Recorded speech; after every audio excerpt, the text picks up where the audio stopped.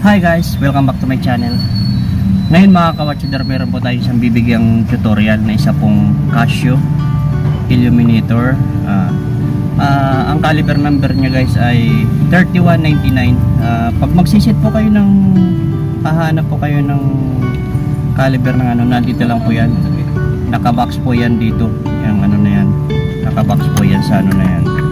Dito sa ilalim ng takip. Pag isisit nyo po yan na ano, gusto nyo masit.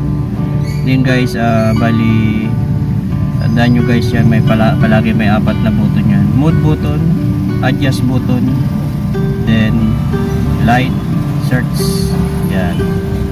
Then first po ang gagawin natin, naka-interface na po tayo sa dito sa ano ng Casio.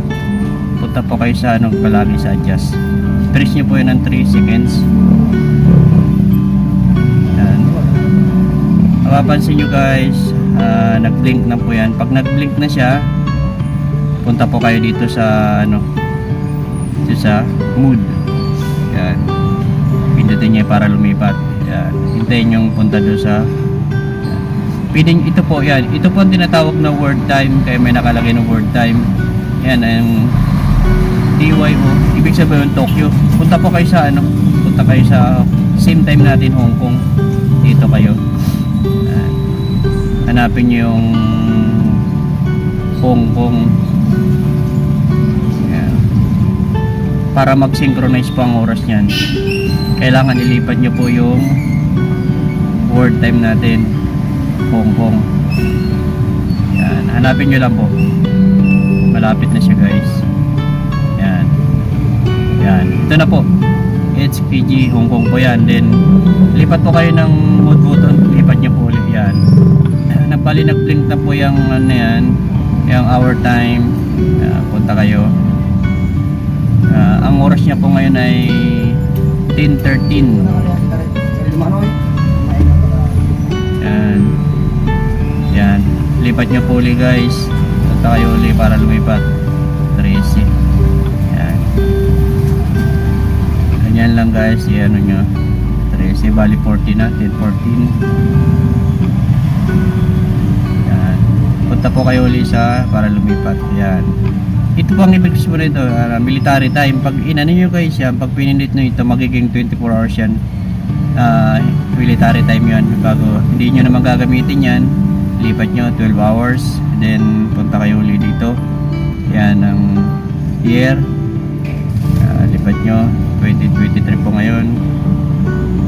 Yan. Then punta kayo ulit doon. Dito po yung buwan. Ngayon po ay 11 November. Yan, November. Then lipat nyo sa link para maging ano ng date. Ngayon po ay 9. Yan.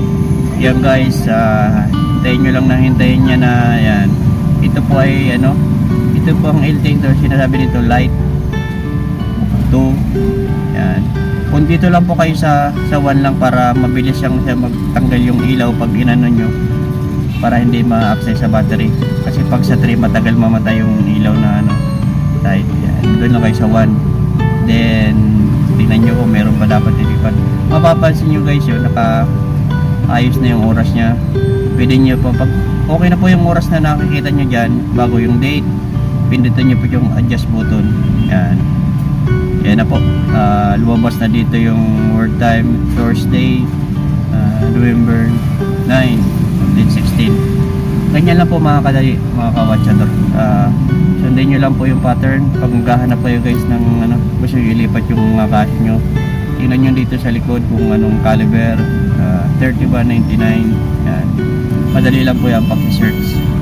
Yan mga kawatchador, bali hanggang dito na lang po ang binigyan natin ng tutorial para makapagbigay tayong kalaman sa mga natin mga viewers at sa mga subscriber yung gusto magtama ng kanilang relo. Yan. Okay guys,